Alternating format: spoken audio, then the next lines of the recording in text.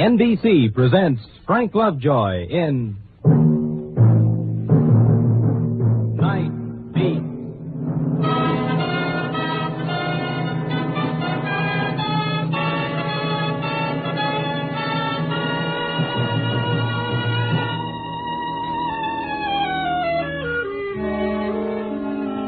Hi, this is Randy Stone. I cover the Nightbeat for the Chicago Star. This little jewel, this little beauty, this little sweetheart of a story started on a hot night in June, around 7 p.m. I was at my desk trying to convince myself that there was really a good reason to get up and roll down my sleeves, tie my shoelaces, and start walking those steaming sidewalks so that my 400 words could end up next to the girdle ads and the shipping news, arrivals and departures, page 38. Oh, well, it's a living. So dry your tears and think... She had stopped a few feet from my desk, looking at me like I was one of those $60 embalming jobs. A cute little thing in crisp linen and wet cheeks. Can't be that bad, kid. I'm sorry.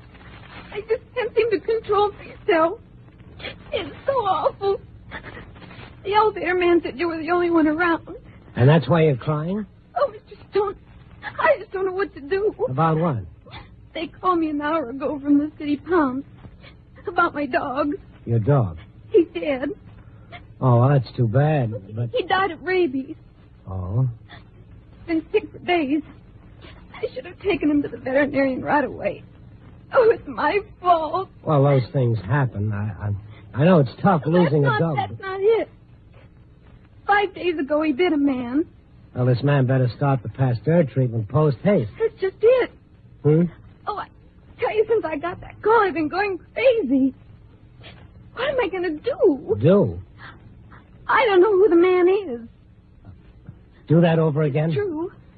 Sit down. What am I going to do? First thing you're going to do is start talking. Oh, he was such a nice young fellow. He said his name was Fred. Fred what? I don't know. He passed by my house every day on his way to work. My dog took a liking to him. Yeah? It was 5 days ago. Last Monday. The dog had been sick, like I said. When Fred came to pet him, the dog bit him on the face. I went into the house to get some first aid stuff, but when I came out, Fred was gone.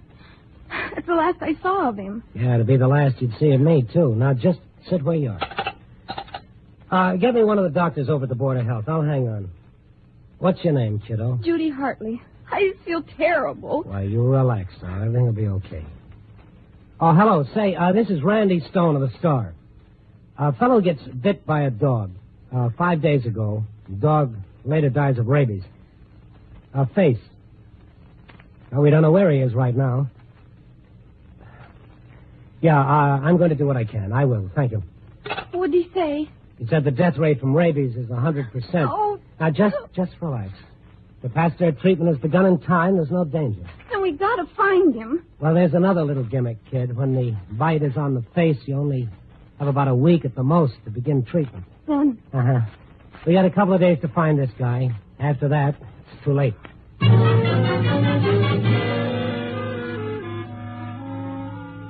Well, that's how it began. 7:35, Thursday night, June 6th.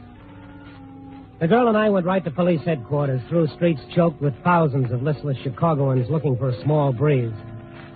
When I told the lieutenant in charge what had happened, he turned as yellow as calcimine and put in a call for the captain. The captain had been called right in the middle of his son's wedding.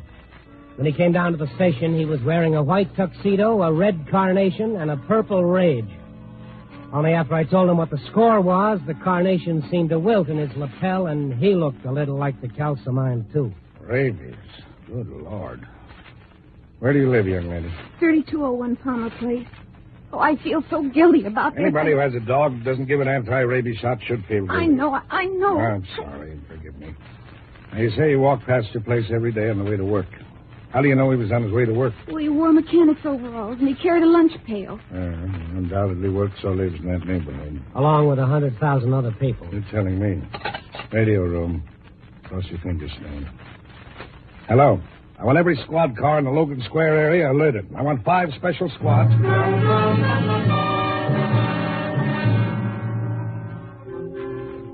uncrossed my fingers long enough to call in all the newspaper, radio, and television boys.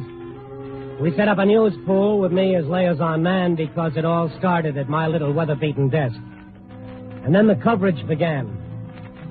With a 9 p.m. break, every radio and television station threw away their jingles and endorsements to announce that anyone bitten by a collie dog 5 days before should report to Captain Blair of the police at once. The evening edition of the Sun-Times, the Tribune, and the Star carried the same item on the front page. By 10 o'clock, the police switchboards were lit up like Christmas trees by people wanting to help. And by 10:30, the psychos were making their appearance. Oh, yes. Yes, I'm the one, all right. I did it. Did what, Judy? No. Oh, but I am. I confess. You must believe me. I killed them all. Every one of them. If you want me to, I'll take you to the bodies. That's sporting of you. Sergeant, will you escort the gentlemen to the bodies?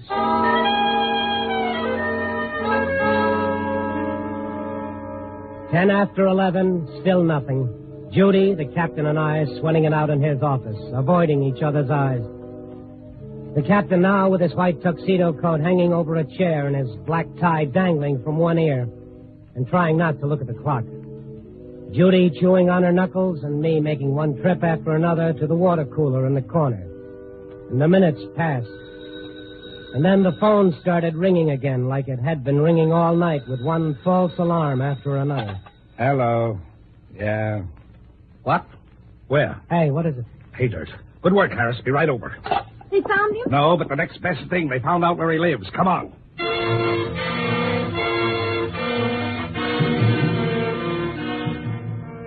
It was a rambling frame house over on Kedzie Avenue with a tin sign that announced housekeeping rooms newly decorated. 2 squad cars were parked in front, and a little gathering of citizens hung around wondering what the excitement was all about. A scrawny, hawk-faced landlady led us upstairs to a back bedroom, swinging a wadded newspaper at moths and flies. Well, here we are. As soon as Judy looked into the room, she stiffened with excitement and pointed to the dresser. His lunch pail. He always carried it as his. Yours it's his. Clothes in the closet are his, too. That whiskey bottle, his. Also, them girly pictures in the mirror. Nothing I hate worse than flies. What's this man's last name? Fred Graham, the name he gave me. Good. Now, do you They have say any... it might hit 103 degrees tomorrow. How do those fellas know? Answer me that.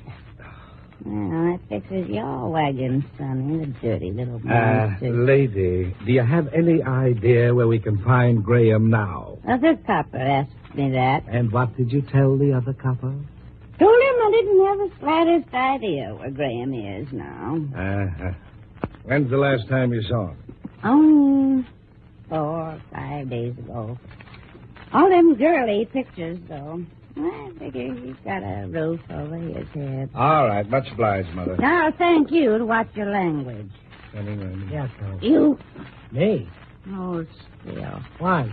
Hey. Oh, the stinker got away. I hate flies.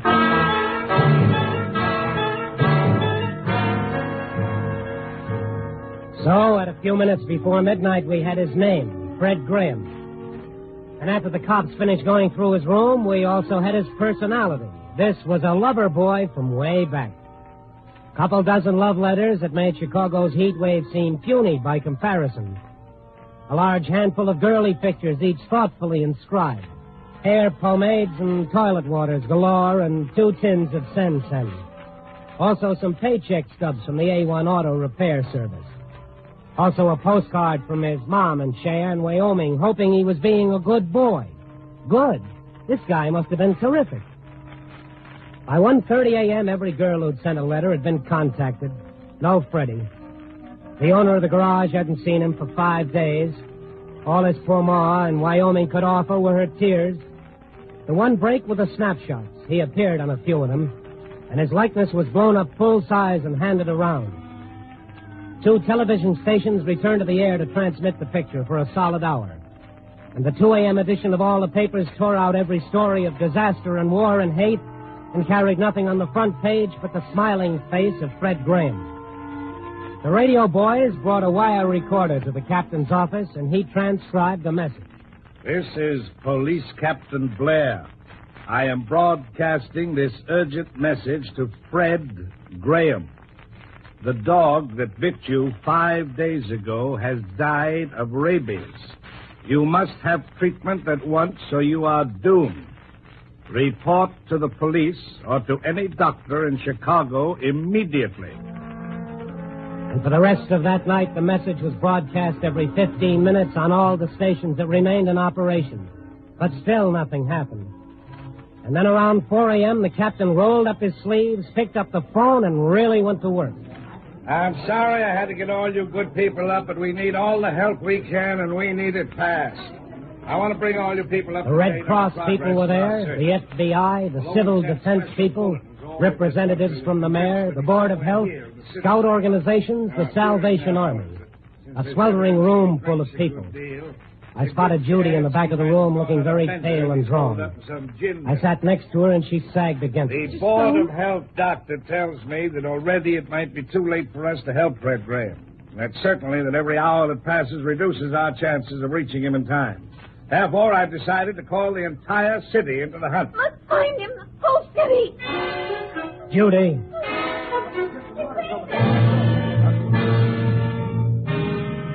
She folded up like a rag doll. I carried her outside to the first aid room where a nurse began bringing her around. When I returned to the conference room, I saw Judy's purse on the floor where she dropped it. I picked it up. It sagged suspiciously.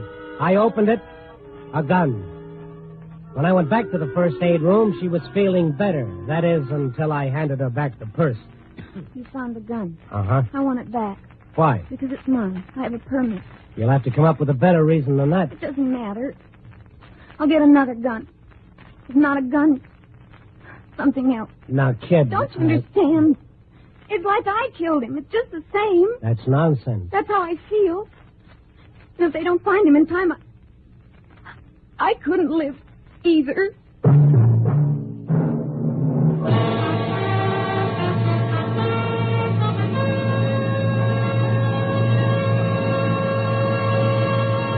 NBC is bringing you Nightbeat, starring Frank Lovejoy as Randy Stone.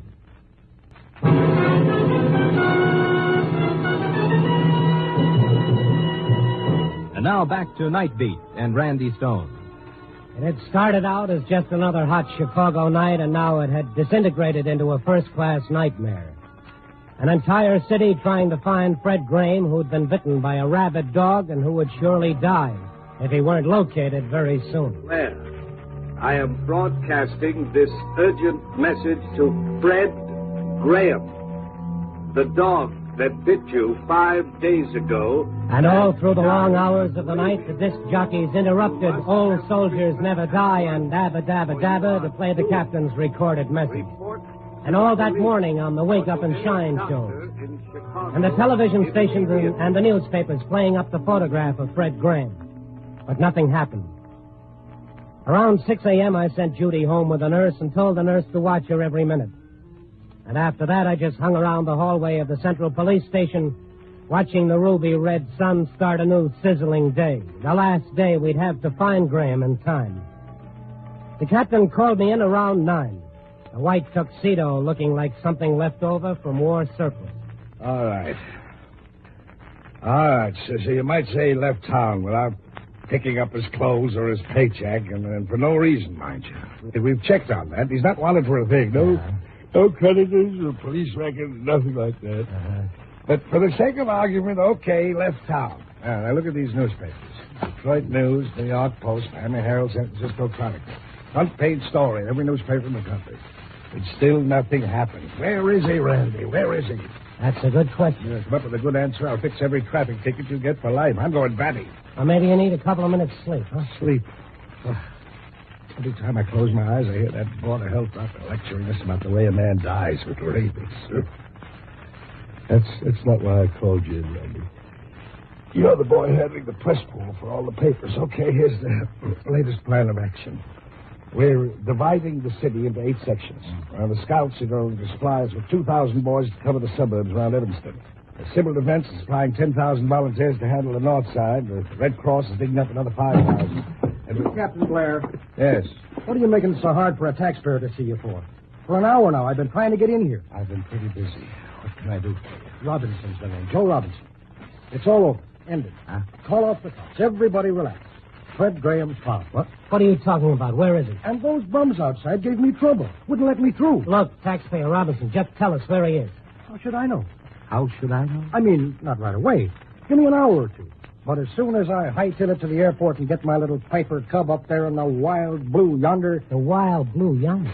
Don't you get it? I'm a skywriter. All day long, I float around writing, Soda Seltzer is the tops. Hour after hour, Soda Seltzer is the tops. You know how many people look up and see that? Only everybody. Okay, so today I sell Soda Seltzer to keep that $20 an hour, and I write, Fred Graham, where are you? With a question mark? Sure, with a question mark. You know how many guys in my racket can make a perfect question mark? Mighty few. As gently as possible, we eased Joe Robinson, the flying taxpayer, out of the place. But in a cockeyed way, he was symbolic of the entire city, ready to give up $20 an hour to help find Fred Graham. Yeah, that's how it was everywhere.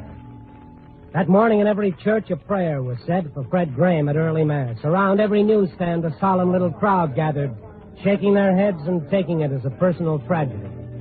Around the radio shops... This is Police Captain Blair. I am broadcasting this urgent message to Fred Graham. Tens of thousands searching through the city. Even the winos on Skid Row had been organized to search through the flop houses and basements of their area. Since midnight, not a single police officer had gone off duty. But still, Graham was nowhere to be found. Why? Where was he? In a few hours, it really wouldn't matter. Around 8 that night, I left the police station where you could have cut the gloom with a butter knife.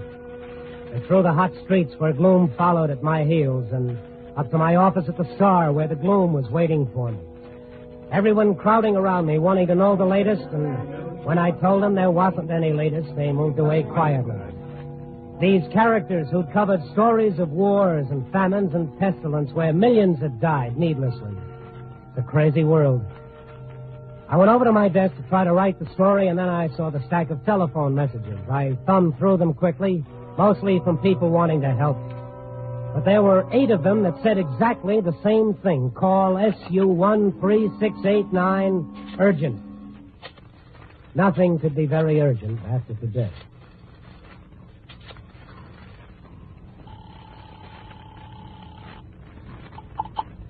Hello? This is Randy Stone of the Star. Why didn't you call me before? I've been going crazy trying to reach you. Didn't you get my messages? I've been away from the office on the Graham story. That's what I'm calling about.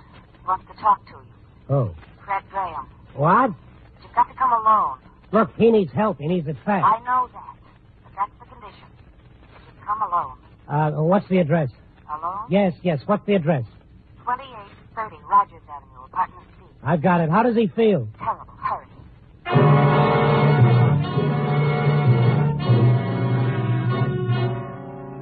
I was in the cab on my way over there when I remembered a beat-up little dame who'd wanted to kill herself, namely Judy Hartley. We had to pass within 3 blocks of her house anyhow, and I figured the extra minute wouldn't make that much difference. I told the cabbie to keep the motor running and rang Judy's bell. Nurse opened the door. I went right past her to where Judy was curled up on the couch, still gnawing on whatever was left of her knuckles. I took her gun out of my pocket and handed it to her. I don't understand. Well, you said you had a permit for it, so I guess But it's okay. Besides, you won't have to blow your brains out after all. You don't mean it. Yes, I do mean. Come on.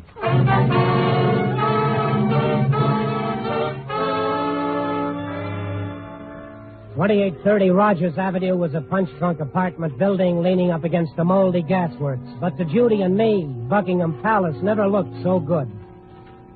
The dark hallway smelled more of cabbages than of kings, and beyond was a flight of stairs lit by a single flickering light bulb that dangled listlessly, willing to let well enough alone. I pressed the button marked C, and we waited. And then upstairs, beyond our sight, a door opened. Mr. Stone? Yeah, Graham? That's right. Come on upstairs.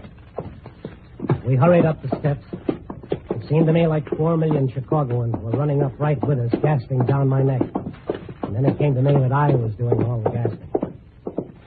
And up ahead was another hallway lit by another no-talent bulb. A young man was standing beside an open door. Brother, am I glad to see you? Yeah. No. Oh, no. No. He spun around, went back into the apartment, slammed the door behind him. I must make a grand first impression. Graham, open up, Graham. Oh, what's wrong with you? Maybe he's already starting to get sick. I read somewhere we're acting like this is one of the first symptoms. Yeah. Oh, break down the door. Break it down. Stand back. Me and my dynamic tension.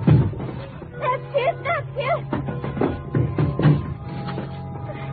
I stepped through the broken door and into the small bedroom. He'd been desperately trying to get out the window, and now he was cowering against the wall like a mad dog. Oh. Judy, get on that phone quick. Call Captain Barnes. Have him get an ambulance over here right away. He won't need an ambulance. He'll need a hearse. Why? Oh, now listen to me, sweetheart. I can explain everything. Sweetheart. Hey, Judy. Judy. What are you doing with that gun? Killing a dirty rat. Yes, the gun I'd given back to her half an hour before. The first shot shattered the window. The second knocked the head off a pink Cupid doll on the dresser. And the next two did terrible things to the ceiling plaster. The fifth went through a silk lampshade, making the tassels wave back and forth. The last shot was really a dangerous one. It came within 3 feet of Fred. And after that, the gun just clicked harmlessly several times. And after that, Judy began crying, which is where I came in. And then Fred started crawling over to her. Oh, come on, sweetheart. Don't cry. Please, don't cry. Oh, Freddie. Oh, baby. Freddie, I wanted to find you and kill you. Now look at me. You wanted to kill him. Graham, where are the dog bites I've heard so much about? Oh, isn't it a fantastic little thing? But I do love her. I love her. I love her. Oh, Freddie. The next time I get jealous, I want you to turn me over your knees. Wait a minute. Wait, what is this? Last fight we had, that was a real Lulu, wasn't it?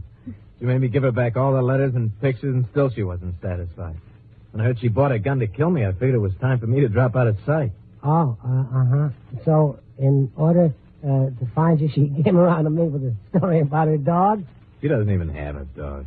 Scared to death of him. Oh, no, this isn't really happening to me. Well, gee, I never expected there to be such a fuss about it, Mr. Stone. Oh, no, Randy, it's all a dream. This is a dream. I just thought that maybe you'd help me find him yourself. Oh, hang on, Randy. Everything's going to be okay. That's why when the captain called all those people in, that's why I fainted. Oh, that's why you fainted. Sarah Bernhardt, you know what you've done to this fair city of 4 million people in the last 24 hours? I guess that was sort of a silly thing to do. Wasn't it, Mr. Stone?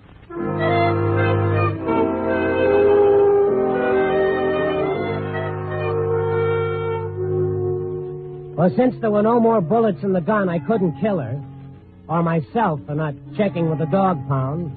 But who could doubt a story like that? Tommy, I took a walk through the city where 10,000 Boy Scouts and 8,000 Red Cross workers, the entire civil defense setup, were searching for Fred Graham door to door.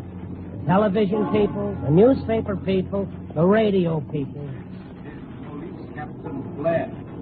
I am broadcasting this urgent message to Fred Graham. Shut up!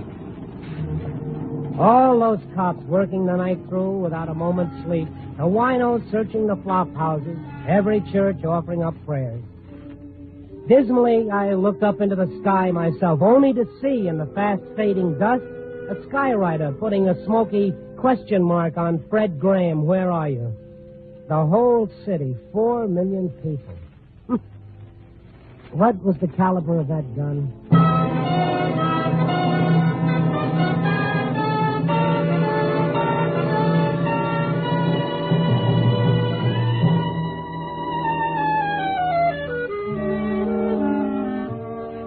And then gradually, I began to realize that maybe all this wasn't such a tragedy after all.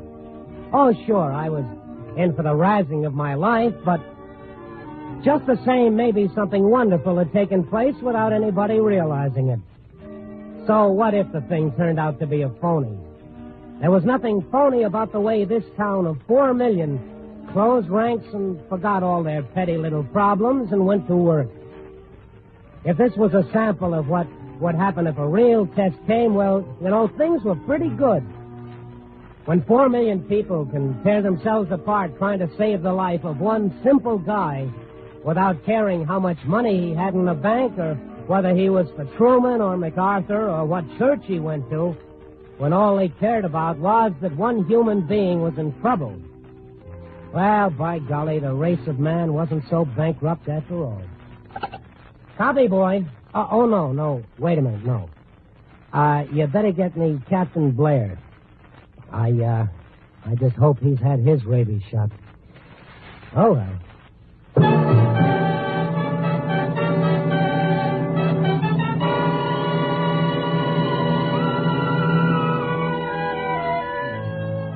Nightbeat, starring Frank Lovejoy, is produced and directed by Warren Lewis. Tonight's story was written by Larry Marcus with music by Robert Armbruster. The part of the captain was played by Alan Reed. Others featured were Virginia Gregg as the landlady and Laura, Paul Freese as Fred, Joyce McCuskey as Judy, and the pilot Homer Welch.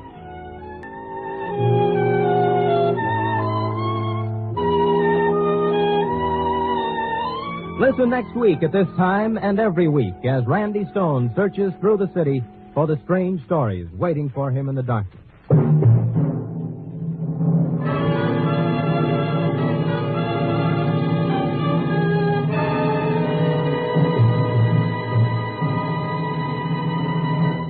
Nightbeat came to you from Hollywood. This is NBC, the national broadcasting company.